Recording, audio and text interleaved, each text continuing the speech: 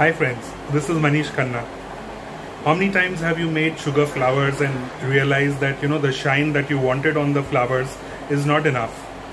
You always wanted to use a confectioner's glaze, but confectioner's glaze is not only expensive, it's not also easily available in a lot of places. So I normally, whenever I make flowers and I want that gloss and I want that shine, I use a very simple glaze which I make. It's very instant. I make it, I use it, and I discard the balance which is left.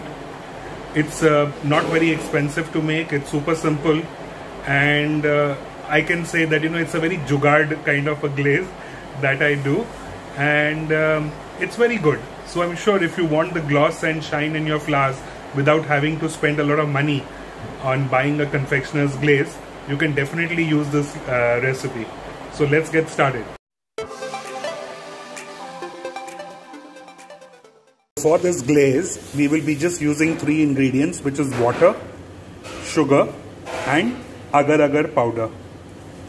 I will take the water, I will put the sugar in it and the agar-agar powder. I will just mix it, and after mixing it, I will put it onto the heat to heat it up for about 5 to 7 minutes. I will heat this up till it starts boiling, and it is the agar-agar has fully dissolved and it's a clear liquid. This will take about 5 to 7 minutes. As you can see, as it starts heating, it's just getting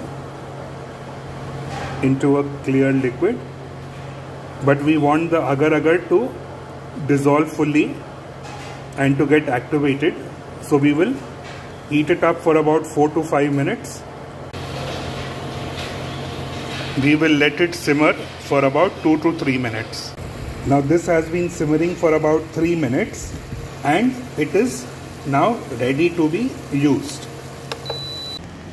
Here, if you see, I have made some roses. These roses are made and they are set. They are not fresh, they've dried out. And I also have some leaves which I will glaze with this liquid that we have made, and you will see the difference in the shine that it offers. So I will take a clean brush, dip it in this glaze, and very gently, just put a thin layer on the leaves.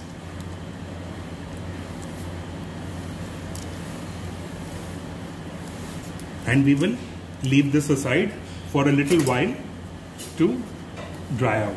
Now even for these roses where we want to give a shine, I'm taking another brush, dipping into this liquid, and I am just, as you can see here, I'm giving a very thin coat. We do not want the liquid to be too much because we don't want the sugar to start melting also. I'm taking a little liquid and I'm trying to spread it as much as possible so that it gets that shine. If you want to give the shine only in the center, so you can do the same thing on the outside. And we will leave this aside for about 15 to 20 minutes so that the glaze sets into the flower. I'm doing a bigger rose and the same process I'm following.